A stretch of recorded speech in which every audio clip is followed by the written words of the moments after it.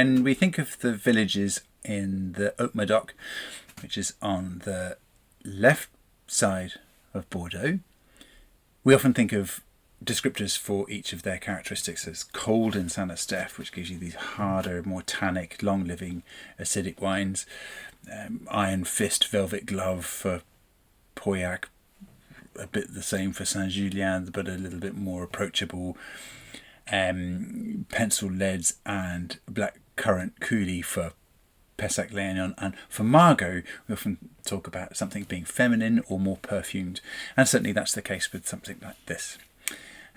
Margaux is very important, of course, because it's got Chateau Margaux in it, one of the 5 Premier Grand Cru Classé. But notwithstanding that, it's home to some other really wonderful properties too, and this is one of them, one of the oldest estates in Margaux, but only really making wine for the last couple of 100 years only. Angludet is home to the Sichel family, and Sichel are owners of Parma as well, but they also are very important because they have a lot of influence around Bordeaux, and they're very successful winemakers too.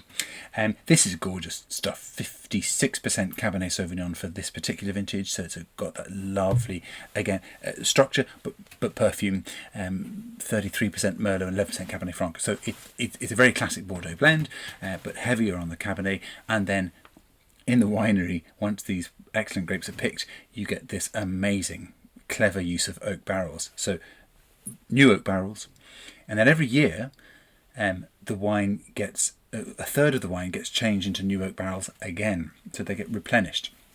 So it gets this almost double oak kind of effect, and it's brilliant. And you know, the class of oak barrel that you get in really high caliber Bordeaux properties is so much better than you find in other people that say, oh, 12 months in oak.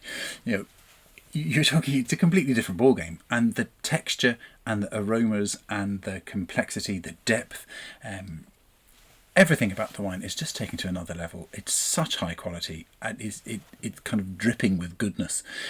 And it's funny, it's nice that Benjamin Sichel, who owns it and makes the wine, was saying, you don't really, when drinking this wine, you don't endure the tannins, you taste them.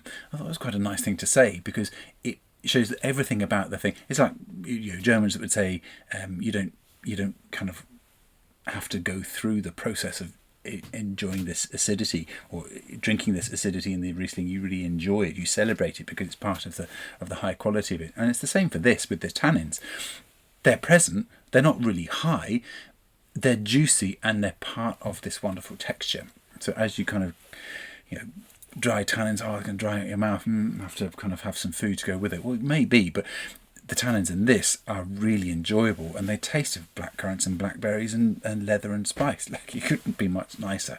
And that's why these sorts of wines are in quite high demand. And it's not one of the Grand Cru Classé. It's not even Cru Classé at all. It's Angludet. It missed out on the 1855 classification, sadly.